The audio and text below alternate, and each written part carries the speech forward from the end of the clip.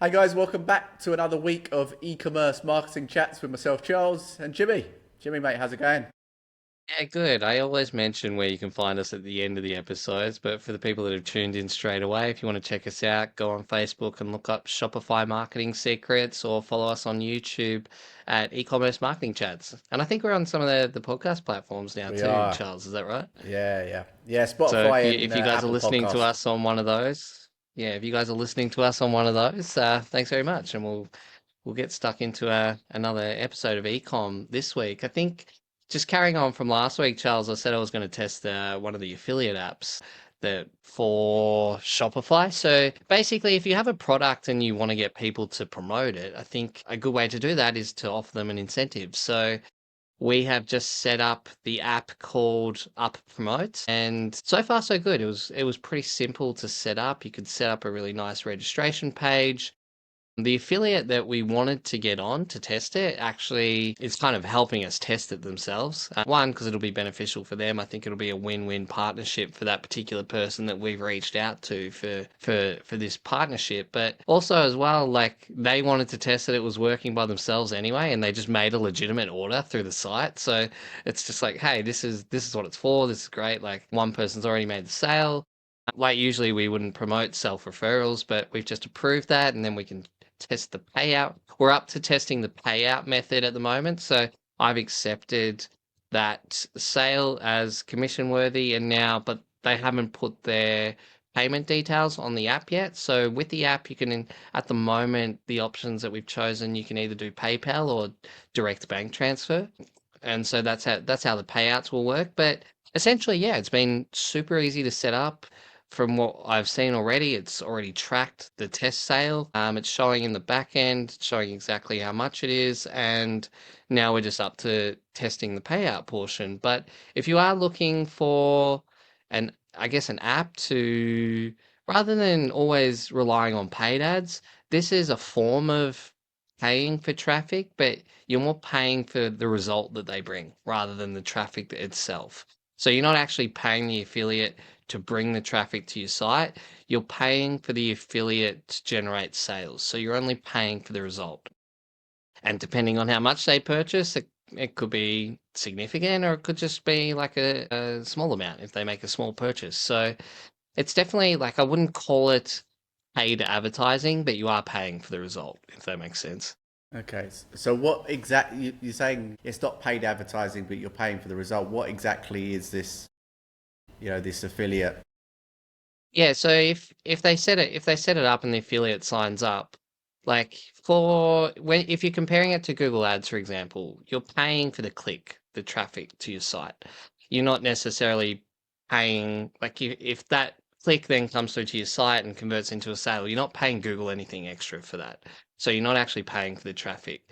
It's different in the affiliate space. Like an affiliate could send 1,000 people to your site, and that's going to cost you absolutely nothing unless they purchase something, and then you're paying the person that sent the traffic there a commission.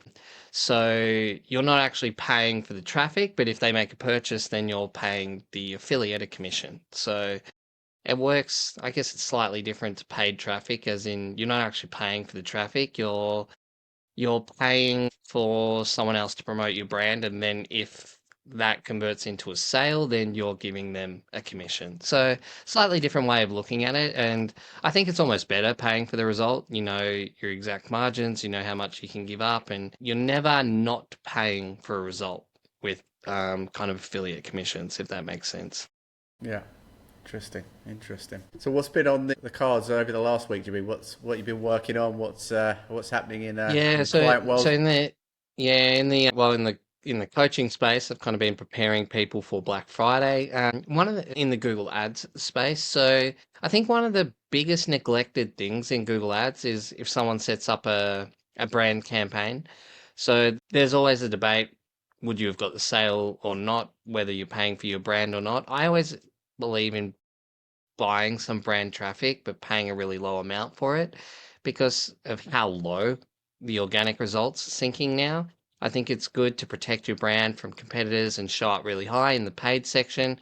But also, A paid ad on your brand is like a broadcast for your brand, like what's happening right now. You can't really do that in organic. For example, you're not going to change all your organic meta tags like meta titles every month for your actual site. And so you can't say, hey, it's October this month. We've got a 25% off this range of products. Like you can do that in a paid ad, and it's a good platform to broadcast what's actually happening now and what's relevant now for your brand, rather than just making it a duplicate kind of generic messaging around your brand that your organic would echo anyway. So you've got the advantage of using site links, so you can direct people to certain places on your page and rotate them quite often if you need to. But it's one of the biggest neglected things in Google Ads. One, because brand ads always convert really well. So people see that they're doing well and they just don't touch them. The thing is, they can be doing well, but if you fix up a few little things and make them more relevant, they can be doing like extremely well. There's a that you can make your brand ads do better, definitely, but they are neglected. I think ad copy in general is one of the most neglected things in Google Ads. People set up the ad copy initially and then never touch it for months. But it's the forward facing thing for your ads. It's what Yeah. people are seeing. And I think too many people are looking at the cost per click, the cost per conversion. They're actually not testing enough what the customer is actually seeing front facing. So I think coming for Black Friday, you really want to update your brand search ads with Black Friday messaging. You want to be well across that. If your customer's searching for your brand, you want to let them know what kind of sale you're doing, what promotion you're doing, and what's happening now with your brand. Don't make it kind of a generic replication of kind of your organic listing. Really make it relevant to what's happening now, and yeah, make them excited about coming to your brand with whatever's happening this particular month. Yeah, for sure. Like, especially if you're ranking for the ad and also the organic. If they're just a Yeah, duplicate of each other, it exactly. doesn't look great either, does it? Because that's what a lot of people do. They think like, oh, the title and the meta title on my site is really good and it describes it really well. So I'm just going to put that in my ad copy because that's how I want my brand represented. But you're completely right. Like, it's just wasted messaging because even if they do see the organic listing and the paid listing, they're just going to see the same messaging twice. Yeah, yeah, for sure. Interestingly, we're talking about like kind of meta titles and descriptions. I was doing a little bit of kind of research. I like to use Claude research mode and kind of scrapes some of the Yeah. latest data. And, based on what I found there, they reckon that one, they realized just how under optimized a lot of meta titles and descriptions are. I think, yes, as you mentioned, you don't want to be playing around with them, every single month. But equally, I find that a lot of brands, it's just like optimize once, set and forget. And rather than actually look into the data, i.e., Google Search Console, to see is that performing, what's the click through rate on these pages, and you're going to spot, certainly opportunities there to tweak those over time. And the study that I found was that like basically brands could increase click through rate by up to 57% just by making some tweaks to their meta titles and descriptions. So they are very underutilized. What kind of changes were they making for that uptick? Like, what was it? Was there something specific they were doing? Was there a template that they can use? Like, what exactly were they changing on the meta titles to kind of get that uptick? Well, I think it kind of varies between pages. So, like what they're saying with collection pages, it's you've got to understand that they're in the kind of browse mode. But they're not. It's not what they were finding is that often brands have the same type of template that they use for collections and products. So they're just trying, like for example, they're just being very direct, like buy our stuff on a collection page, when really they're not in that mindset yet. So it's using, certain modifier words, keeping the language simple. Yes, keeping it kind of positive, but not overdoing it. You don't want to sound kind of too false. Oh, this incredible, amazing product. There needs to be, yes, use some positive language, but don't overdo it so it seems, almost fake or just inauthentic. Actually, I put together, I'll drop it in the show notes. I put together a whole document with the help of Claude AI which basically summarizes a number of different studies and talks about kind of what you can do to basically improve your meta titles and descriptions, because yeah, they're not looked at enough, and especially when you've got potentially a site that's got thousands of SKUs and you're not regularly, on a kind of quarterly basis reviewing those, making improvements to those, you are missing a trick, because it's probably the easiest way to improve the rankings of an e-commerce page. I think one of that's interesting, and I'd be definitely keen to see that study. One of the things I was talking to kind of my students about this week too is, especially in ad copy, is using generic language that would apply to every single brand. And I said to them, one of the questions I asked was, how many people in one of their headlines does it say high quality products? And then everyone's just like, and I'm like, exactly. People are immune to it. Everyone thinks they have the highest quality product, but you've got to think beyond that. Like, why is it high quality? I was talking at this point about a first aid company, and they deemed their products high quality because they sell hospital grade material. I'm like, great, that's such a better like little headline than high quality products, like medical grade equipment. You just Yeah, need to change. So, and like medical grade equipment isn't a phrase that every single business across the sphere could use. Nearly every single business that sells a product could use that high quality product. Even if it's not high quality, they still use it. So yeah, they yeah, want to yeah. come across as that because they want to do more sales. But I think being general and kind of using headlines and phrases that every single business could across the board could implement hurts small businesses than, like, it's just poor copywriting. You don't stand out at all. You're not representing your brand in a better capacity. And I know you've only got 30 characters in a headline, so it's a very small phrase, but we were even talking about free shipping. Like, how many people use free shipping, free shipping by itself isn't that bad. Like, it's a nice little add-on. People are looking for free shipping, but within Google Ads, you can use like a location modifier. So you can change free and fast shipping to, and then as a default, you can put the country, but then as a location modifier, you can put the actual suburb that that person's searching from. So if you saw, let's just say you were in Melbourne, Australia, basically, which is the city closest to me, if I was looking and instead of saying just free shipping, it said free and fast shipping to Melbourne, Australia, I'd be like, cool, this is for me. Feels more relevant. Stands out a lot more than just free shipping. So there's a lot you can do from the copywriting side to improve your ads. I like to use a lot of questions in my ads because, one, if someone reads a question in an ad, and when I say a question, just say, I don't know, for example, you've got back pain and this person's selling mattresses. It's like, do you need a mattress for back pain? Question mark. And if the answer is yes, then they're gonna want to read more straight away. So it's like a pre-qualifier. So if your product suits a really specific audience, like, call them out with a question like, hey, is this you? And if they say yes, you've already intrigued them enough to read more or get the click to go through to your site. So I like questions too. I like social proof. When I'm talking about social proof, sometimes some things I've been testing recently too is using like a small snippet of a customer testimonial in the ad description. So you've got 90 characters in the ad description. So you can say our customers say, and then just put a really small snippet like, I really love this product because of this. And then, you've got a testimonial there that you can actually feed into a description of the ad copy. So I think, yeah, if you're listening to this and Black Friday's coming up and you are running Google Ads, go back to your ad copy and like review it, because I can almost guarantee the chances are you haven't reviewed it in months. I can almost guarantee that. If you're using an agency, I can probably guarantee that they haven't reviewed it since they set it up.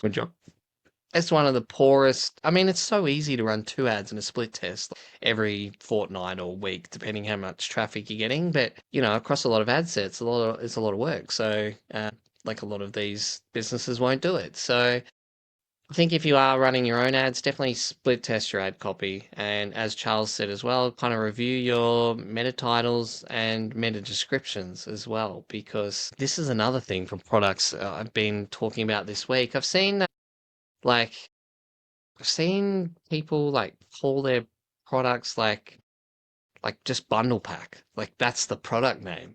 I was like, if I say to them, look, if you go to someone in the street and say, hey, my product name is bundle pack, tell me what it is. If they can't tell you what it is, then your product title's horrible because Google doesn't know what it is either. So they do have a few more data points like the description and things like that. But generally speaking, the actual product title carries the most weight on whether it's going to show on the shopping network or not. So for this particular person, it was like a bundle of dog treats and that kind of thing. So they're like missing some pretty serious keywords in there to, I guess, get their product to display. I think we might have lost Charles, or we've just lost myself. Are you back, Charles?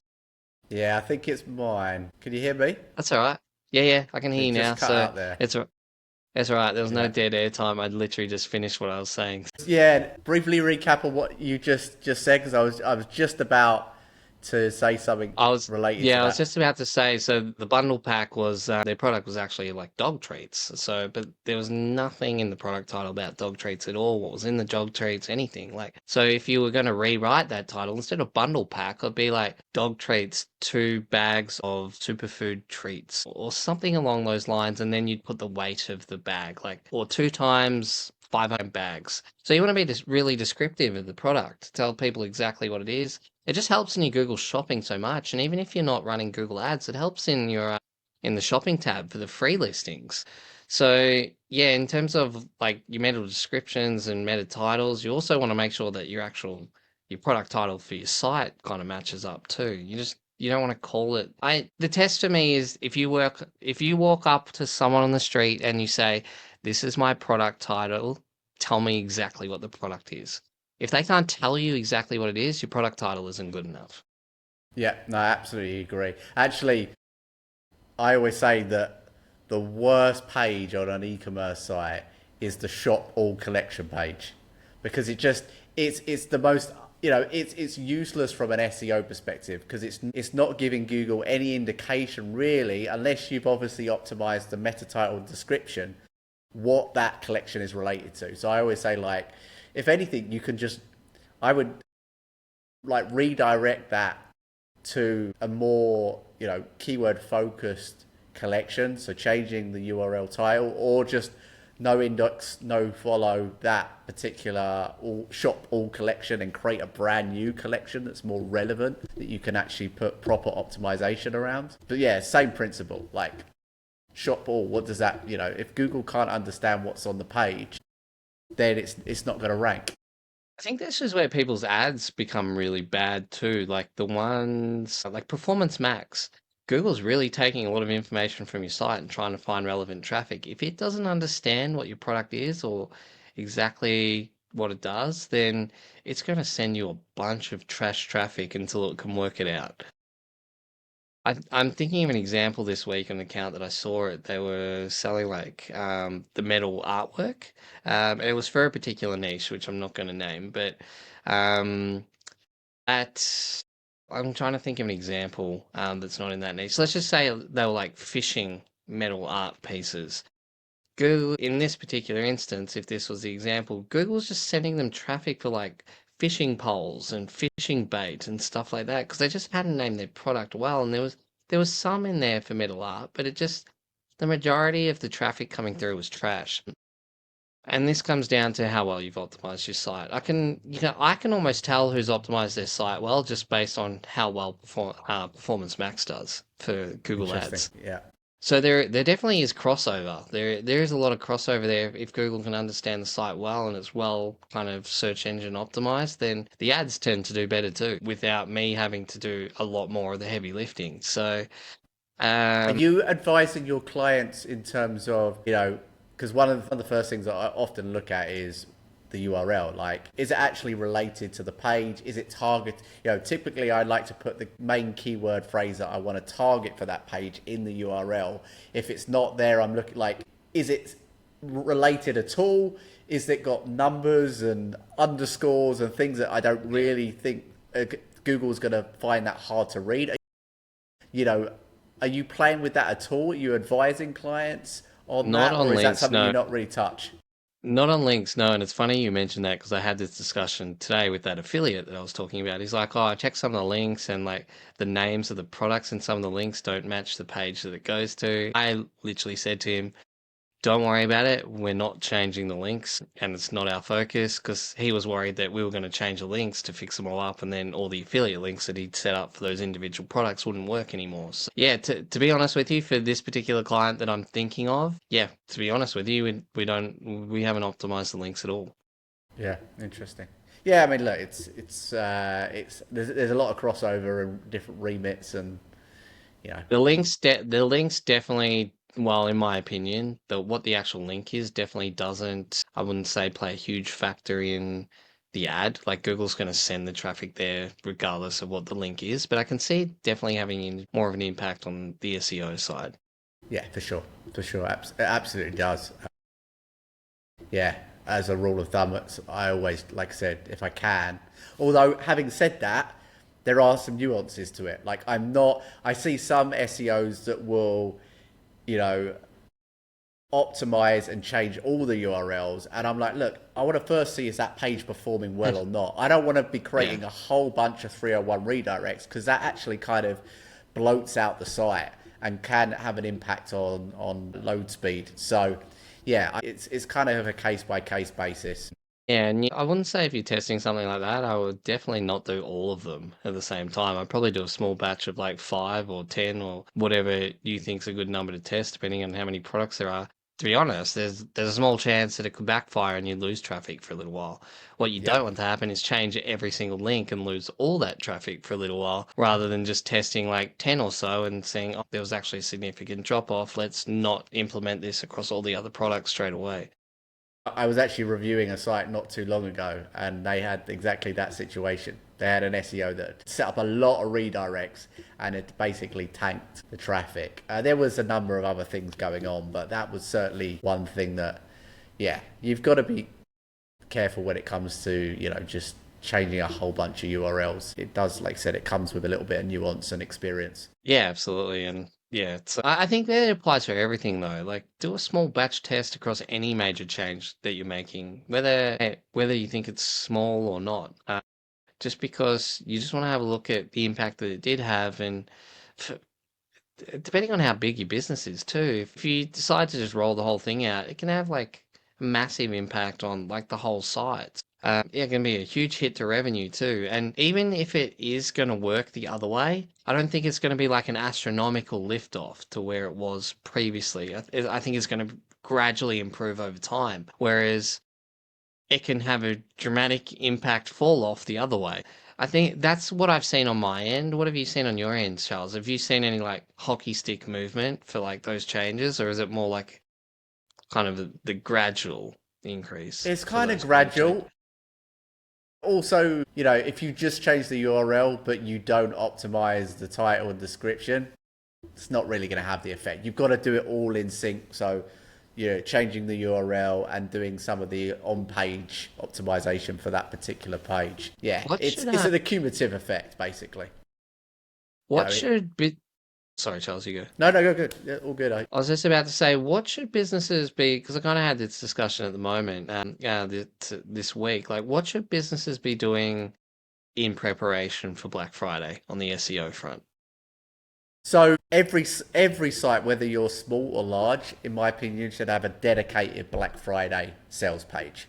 So typically what I find with a lot of e-commerce stores is they have like a generic sales page, current deals page, whatever you call it, that they basically just every time a sale comes around during the year, they just change the copy of that page and use that. The problem with that is every time you're changing the copy and the metadata, you're not able to build authority for, in this situation, Black Friday. So what I like to do is build that dedicated page with, Black Friday deals in the URL. And you can even do some keyword research to see what type of keywords people in your industry are searching for and include that. So it might be, whatever the keyword is, Black Friday deals. And so have that one main collection, do some on-page optimization, making sure the title description is properly optimized. And at the very bare minimum, that should be the focus. And I would be setting that up. I mean, I would advise been setting that up probably at least a month or two ago. But, Yeah. you know, if you can get And started to now, be great. honest, I think we did on one of the shows. So if they were Yeah, yeah. listening, I think you did mention that about a month and a bit ago. So yeah, it's a fair call. And then with the larger stores, what I'm doing with one of my clients is we did that Black Friday core page last year, and we kept that page after the sales ended. We basically put it as a kind of holding landing page where people can just submit their email to sign up to the newsletter. That page built authority all the way throughout the year, and now we're in a position in 2025 where they're ranking for all of the main Black Friday keywords that they want for that page in number one, and some in position two. They're kind of there's a battle between them and actually the brand, the main brand that they're selling. So I know, I think I know the brand that you're talking about, but that main brand, I don't think they'd be participating in Black Friday sales, would well, they? it's not Or are that they? it's not their main. So it's the homepage that they're ranking for those Black Friday, because basically it's just Okay. got so much authority and strength that so yeah. So what we're doing this year is we've got that page, and this is something I would advise for the larger stores, is building out sub-collection Black Friday pages. It's a lot of work, but like if you can do it, 99% of your competitors are probably not doing it. And just the fact that you are doing it and you're building out like sub-collections for each of the Black Friday deals that you're doing, it's going to set you apart, and it's going to allow you to rank for a whole range of kind of Black Friday keywords within your industry. So you're not just ranking for that kind of the main product range that you're selling, but you're ranking for all of those sub product niches that you're also selling potentially. So that's really the main thing. It's not that difficult. It's just a lot. If you're doing those sub collections, just a lot of work to kind of execute and work Yeah. and I get think together. on collection pages too. I think I tagged you in something today that I just found interesting. It was like they were basically turning collection pages into almost advertorial pages, Yes, I did which see that. Yeah, from what I'm hearing, it's having a bit of an impact on the AI search engine results too. So interesting. yeah, well, I tagged you in that particular post that I saw because one, I thought the page looked really cool. I'm like, yeah, this is well optimized, and if I had a collection page like this for my brand, I'd be quite happy with that. So what they did is they built out like a collection page template. They had the collections on there, but then lower it was more like a kind of an advertorial type page, talking in depth about the product, adding rich snippets, adding the frequently asked questions about this particular subset of products. So yeah, I thought it was quite well done actually. I wouldn't have tagged you in it if I didn't like it, but No, it was good, and it's something that I'll probably start to test out. I've tried it with products. You know, we've talked about this in the past, haven't we, with certain brands where they have advertorial pages for a product, but this is different in yeah. terms of it as a collection, which kind of makes sense because Mhm. actually the the intent is still to kind of browse, is still to look and still to research. Rather, if you're landing from search to a product page, probably the search query that you were looking for is like, okay, I'm now ready to buy. Yeah. So I don't And want all I this think you information on the mentioned page potentially.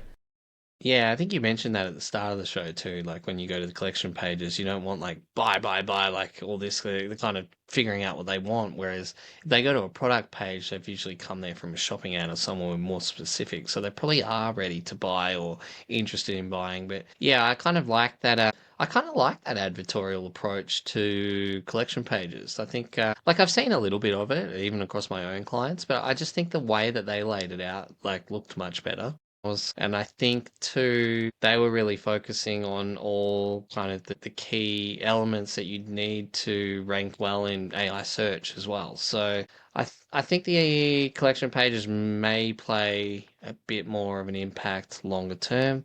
If you've got hundreds of collections though, like some of my clients, it's just a lot of work to like get them all to like that kind of elite level. Yeah, for sure. For sure. I mean, it's interesting. I just read a post yesterday about kind of, you know, the biggest mistakes I see brands make with kind of blog content, and we could apply this to our tutorials. And like, really, the biggest one is, well, there's two. It's like, one, they don't really have an SEO strategy behind it. So they're putting out content, but the likelihood that they're actually going to rank that page is, pretty much non-existent. If not, it's really a hope strategy, hit and hope. It's like, okay, we've created this piece of content and it's just hit a home run. We don't really know why, but for whatever reason, Google picked it up. And two, it's just pure inconsistency. The amount of kind of e-commerce blogs I go on, it's like last posted June 2023. Yeah. Also, not every blog here's the truth, not every blog that you publish, even if it's like perfectly optimized, is going to be a home run. There'll be some that will perform far better than others, and you do need to keep that consistency so Google can start to reference you and you become that go-to authority. Over time, you're going to start to show for more blogs and get more traffic from your blogs. Even like, because I've experimented with blogs for one of my clients that I do more than just Google Ads for, but I think the biggest thing I've taken from blogs is being like either using Google Trends and finding what's happening or what's being searched for now. But I think we leverage a lot of influencers now. I think a lot of people know them on social, but what people don't realize is they're being searched for massively on Google, and a lot of them don't have websites. So like if you can write about them and write a quality kind of blog about like influencers in your space, you can actually drive a significant amount of traffic. It's crazy. Yeah. Yeah, I know the one that you've talked about it, privately before, haven't you? Which one? And yeah, it's definitely a good strategy. It's just obviously sometimes it's not always relevant for brands, depending on what they're selling. Yeah. But I can see in the industry that you did it in, it makes total sense.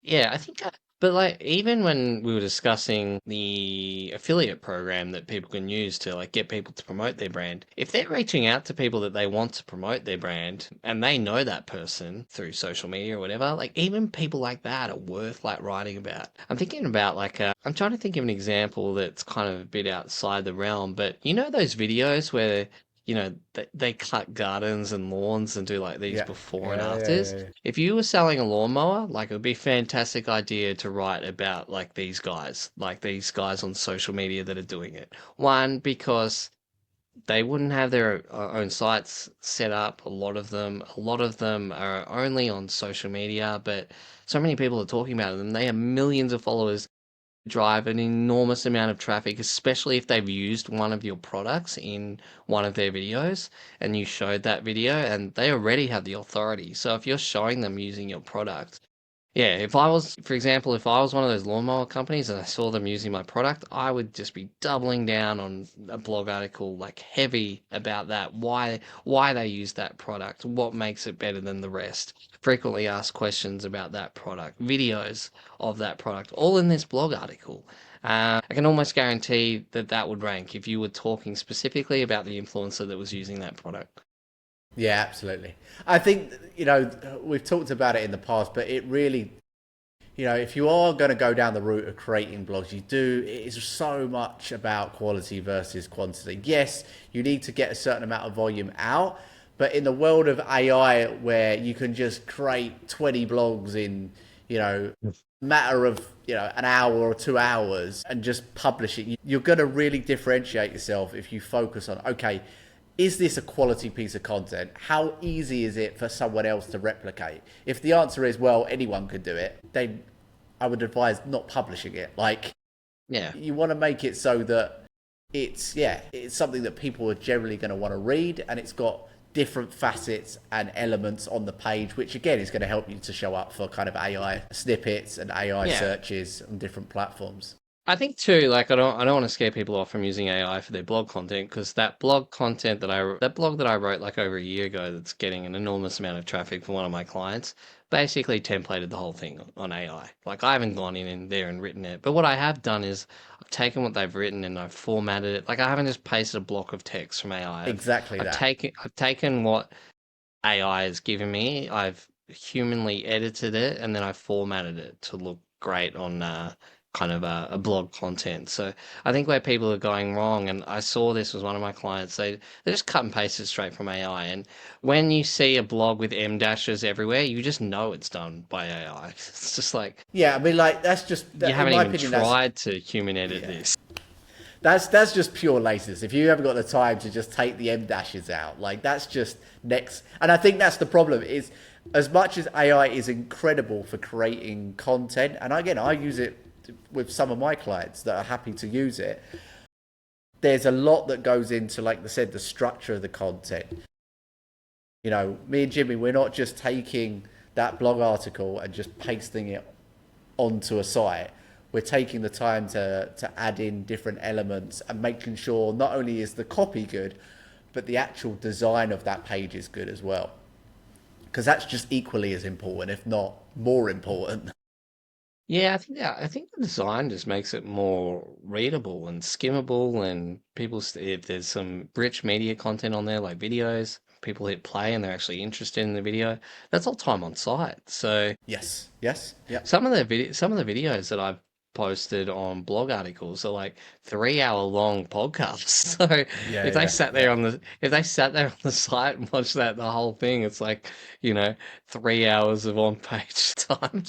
yeah. I'm sure that would help the Google rankings and whatever. It doesn't help paid, but I'm sure it would help organic in some capacity. Yeah, no, absolute time on page is definitely a ranking signal. Is it the, you know, it's one of many, but it certainly does have an impact for sure.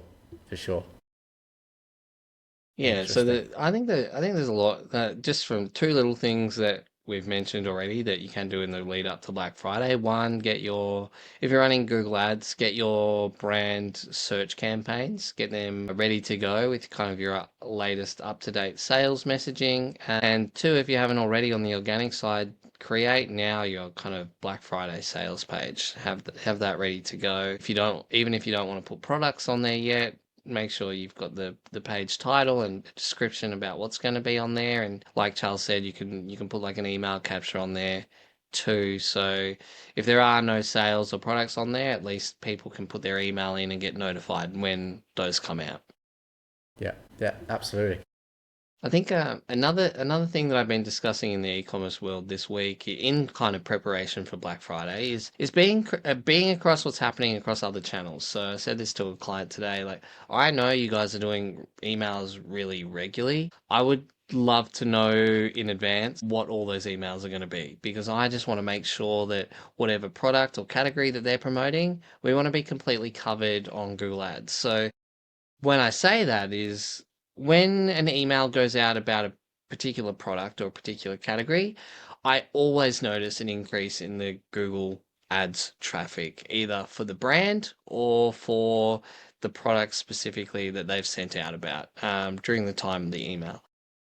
What you don't want to happen is for them to kind of promote a product that you haven't got focused in any campaigns or categories, and there's only like a really small portion of the ad budget actually going to that product or product category, and then seeing the email, typing it in Google, and finding a competitor. That's what you don't want. So if you're across what's happening in other platforms, and even another client that I spoke to, I'm like, hey, I saw you pushing this product really hard on like meta ads. Is this the focus at the moment? Oh yeah, we're pushing this product in the lead up to Christmas. I'm like, that would have been handy to know because I'm not covering it all in Google Ads.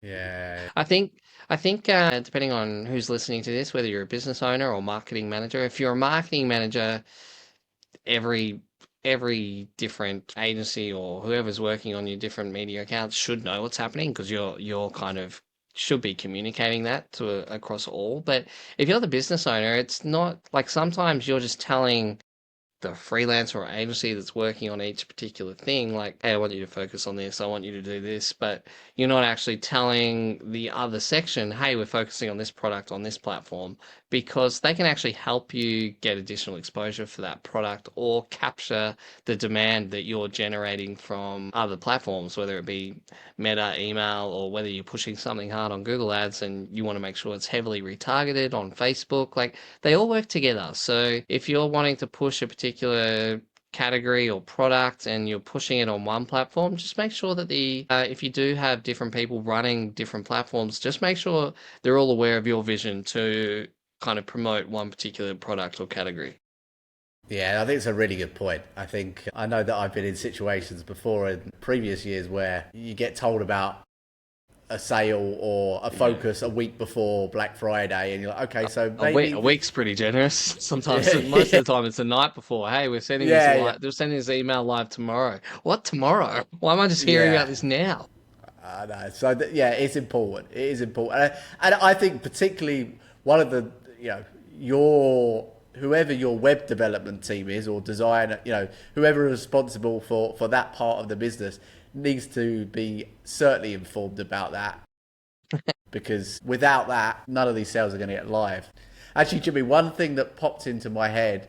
So this week, I purchased some coffee from a UK brand online. It was like mold free. Basically, I won't bore people with the story, but basically, I Oh, bought please, this please like, do. So the business community I'm in, the guy that runs that, he has a liquid coffee concentrate brand. So I've kind of been looking into I don't drink coffee at all, so I know nothing about coffee, but I've kind of learnt a little bit more about it recently as I've kind of seen that brand pop up. So I'm curious to yeah. know what your experience was with this particular coffee brand. Well, yeah, I mean, this is obviously it's a kind of niche coffee brand. It's focused on very health conscious people that basically a large percentage of coffee is actually there's been signs of mold and microtoxins. I don't know. Most people aren't aware of this. So if you buy just conventional coffee, there is a chance if you're susceptible to these type of toxins that can actually have a negative impact on your body. So anyway, that's one of the reasons why I bought from this particular brand. But when I was on the checkout page, one of the things that I kind of liked about a little conversion trigger, I'm sure you may have seen this, Jimmy, but I wanted to kind of mention it, was I was purchasing a couple of products and it was like, add £15 extra to qualify for our like mystery gift. And Yeah. I like ended up adding in, some additional coffee when I wouldn't have needed Yeah. it. But I was just with the fact that little small conversion trigger. So there's little subtle things you can do to kind of boost your, average order value. But I hadn't actually seen that before. I assumed that probably Amazon do something similar, but in an independent Yeah, they brand, definitely do. They tell you exactly because I think their free shipping threshold is like $59 or something. So they have Amazon definitely have the little countdown like how much more you need to spend to qualify for free shipping. But yeah, there's a few apps out there. So I use Monster Cart and Monster Cart upsells for that kind of thing. It works really well. I think it's a really good app. But yeah, there's definitely some upsell apps that you can do for that kind of thing. And yeah, it gamifies the process a little bit. And I'm also a sucker for a free gift. So not so much the free shipping. I can usually wear the free shipping. But hey, if I'm going to get a free pair of socks, spending an extra, $30, then I'll go find $30 more to spend. yeah, it's funny how our brain goes. Like we don't really need the extra, but we'll do it anyway. So yeah, no, yeah, it was a clever way I thought of. Yeah, and with this brand as a first purchase, there was like I think it was 10% off your first order, which is quite common, and free shipping. If you spend over a certain amount. So yeah, I like that little kind of, you know, intrigue upsell, I guess if you could call it that. Yeah, they work really Who well. knows what the free gift will be, but Yeah, yeah. I think I see it done very, very heavily across cleaning brands. So I think in Australia there's a brand called Co Cleaning, KOH. They do those little upsell things really well. And the only reason I know that is because I've been sucking it into them a few times. So, like, a free little cleaning handle or some other little things that they throw in. They do Black Friday sales really well too. I think they bundle their products really well. Again, I only know it because I bought the products during Black Friday. So, it obviously did well. It kind of grabbed my attention and forced me to well, didn't force me, but kind of intrigued me enough to purchase their products. So they did that quite well, and actually we've been using their products for a while. But there's another cleaning brand called Lucent Globe here with the dehydrated like washing sheets.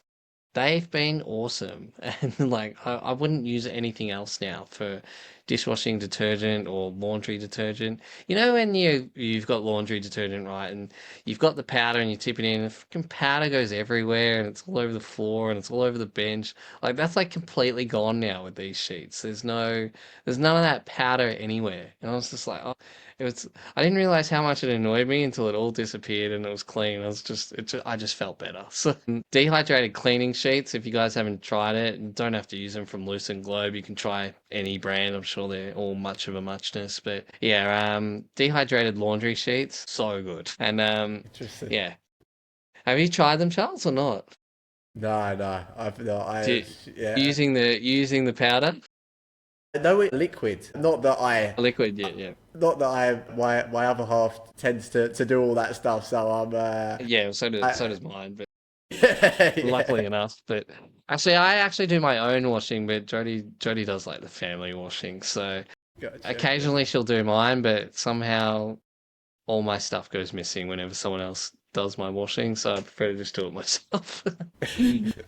Fair enough. But yeah, I know what you mean. Yeah, I don't know how we got into liquid dehydrated laundry sheets, but if you're listening, I should find a coupon code for some company that is promoting them. But yeah, they're actually really good. I enjoy using them. But yeah, also I think I found out about them last Black Friday too. They were absolutely punching on kind of meta ads. So meta ads is going to be expensive this year. I think it gets more expensive every single year around November. So if you're coming in with the strategy like, hey, we're just going to run a sale on the weekend, and it's going to be highly unlikely that you break even on the front end unless you've got everything in place. And when I say everything, I mean your email capture firing, your upsells happening.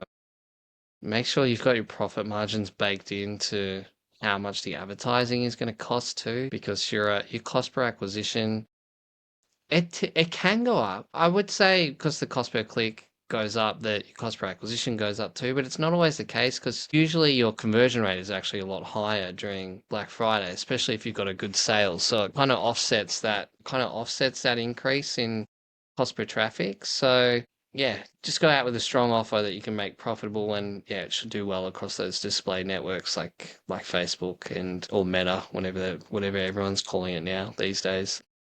But yeah, have a strong offer, and if you don't, and you're just planning to, hey, we've got this like 10% off site-wide Black Friday sale, like good luck. Yeah, yeah, yeah. No, you're right. That yeah, the ads are definitely getting. What? How are you seeing it with Google Ads? Is I know that you're not They increase in price every year. every single year, and Performance Yeah, Max has just made it worse yeah. I because guess Google's basically just bidding against itself, so they can in Performance Max. I mean, you can't control the cost per click, so in Performance Max, so yeah, it'll just keep increasing. And even if Google just bumped the Performance Max like 10%, I doubt anyone would kind of notice the difference, but it'd be an extra 10% to their bottom line very quickly. mm, Yeah, it's one of the gripes I have about Performance Max not being able to control the bid because there's some outrageous like cost per clicks that come through. Like I'm talking some of these clicks are costing $30, um, which I would love to put a cost per click cap on, like ever even getting anywhere near that. yeah. Um, but Actually, yeah, Jimmy, I think I may have sent you a video. Maybe it was about a week ago, and it was talking about how Google have got plans to add ads into potentially yeah, the AI AI overviews. snippets. Yeah, I think Yeah, I that's don't know. coming. I think for Yeah, sure that's yeah, coming. yeah, yeah. It's in too much of prime real estate for them not to entertain it. I mean, and the ads are their golden eggs. So I think they'll need to find the balance of create like still providing high quality AI overviews, but I feel like in some capacity they're going to put a sponsored link in there. It's their business model. I think they want to get people using their AI first before they just start hammering people with ads. But it's going to get to the point where I can almost guarantee there's going to be some form of paid advertising in that AI overview. It's too high up on the page for them not to do anything with. Yeah. Well, the couple of questions I have is like, okay, you've got AI overviews and you've got traditional Google search, but you've also now got Google's AI mode as a Like, will the AI mode become the default? When will Google do Mm, that? Because it's going to be a fine balance. You know, obviously, paid ads is their cash cow. They don't want to. I think if they didn't rely so heavily on ad revenue, they would have switched to AI mode probably, you know, a year ago. But I think they're worried about that whole transition. Will they also go and adopt the same principle as ChatGPT and integrate commerce within their AI mode platform? definitely. These are I mean, all these questions that I'm they've kind already of got thinking. all they've already got all the data from Yeah. like their product feeds anyway. So I think they'll definitely do that. And I think OpenAI and Shopify will kind of pioneer what that looks like, and then I think Google will be very quick behind on that front. That because e-commerce, I think service-based businesses and e-commerce is like you're right, Google's cash cow. So yeah, I think Google probably actually I was about to say Google probably has more data than anyone on the e-commerce products, but I think actually Shopify would probably would at this point Yeah, true, true. because not every store is sending their product feed to Google. But yeah, I think in terms of that clean product data, like I think Shopify is very very well placed. Absolutely, absolutely. Yeah, they've really you know, taken the e-com space by storm, haven't they? And I think they're really building almost a monopoly in that. Me too. Like, there's just nothing that even can even closely compete to it at the moment. I think some of my clients are on Nido or I think it's called Maripost now. I think they changed the name of it. It got acquired, but they're so slow to implement anything that they're months behind anything that Shopify implements. So even if Shopify implement this stuff, the AI stuff, I think it would probably be a year or two before the other competitors even got close to what they're going to be doing in the next month or two. Yeah, yeah. Certainly a lot of developments. It's going to be interesting to see. You know, who's going to take the king of search in this kind of AI driven world we're in. So I mean, yeah, I'm noticing the glasses. I've always been interested in this. I think a couple of companies were probably a little bit too early on it, but like it's starting to become thing now that like the Meta glasses with like the Oakley collaboration. I'm not sure if you have you seen those, Charles, the new Meta Oakley collaboration. They are having the screen in front of the eyes now. Like there's just no way that I big thing. I can see it overtaking mobiles. Like who wants a mobile when you just have to wear sunglasses and you can control everything with like your finger yeah. It's and you can just turn it off. But it is a scary part to go down in terms of like how long of the day you're going to be exposed to these screens through those kind of things. But I want a pair of those Oakley meters mainly because it's got the camera right on the side. I can like film all my family moments or moments with my kids without any distractions, just wearing sunglasses, hit record and or just I think you just have to say, hey Meta, start recording. Like if it's a cool moment, you're at the park with your kids and you're wearing your glasses, hey Meta, start recording, and you can just remember all these family moments. Like I actually really want a pair. And I'll probably if Jody asks me what I want for Christmas, I'm going to say that. yeah. It's going to be interesting. Like you're right. I think these things will definitely be. You know, I don't know will. about anyone else, but I don't want to be I don't want to be carrying around this thing anymore, and I don't want to be sitting like this all day. At least with the glasses, you could at least sit up straight. You know, you're not down like this, like looking over at your phone all the time. And I would love to just get rid of this completely, to be honest. And I think a lot of people are probably in a similar space. I think a lot of people would want to get off their phone, but they're just I think yeah, I think there's gonna be a change coming through in that regard. But yeah, I think oh there's Charles. I was about to say we're just Yeah, yeah. rolling up on the hour, so Crazy. we'll probably I was just saying, Charles, before you cut out, I would absolutely love to just get rid of this thing. And if that's glasses in the Yeah. future, I think yeah, I think too many of us are reliant on this. Like I know I'm quite addicted to this thing. I spend way too much time on this thing. I would love for more than anything just to get rid of this. I think the way that it's used is more detrimental than anything. I think even having like glasses, like you're not constantly having to look down. I think it's going to get rid of like so many people's neck problems too, you know?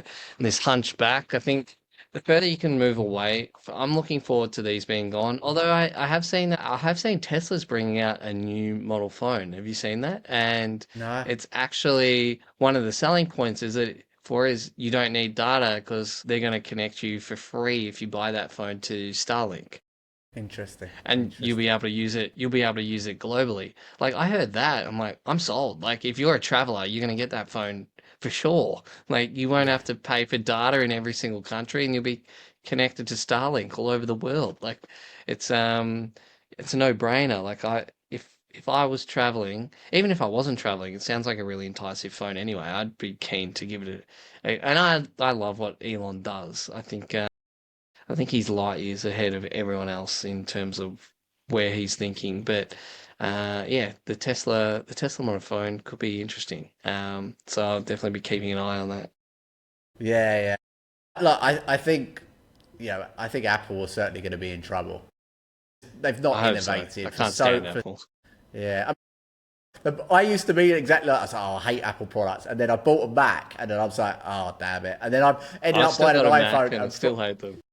Yeah, yeah, I'm like tied in now, but you're right. They're just they don't innovate, and I never go out and buy the latest model because it's just overpriced. It's like Yeah, exactly the no, same as same. probably what I've got with a slightly better camera, if that.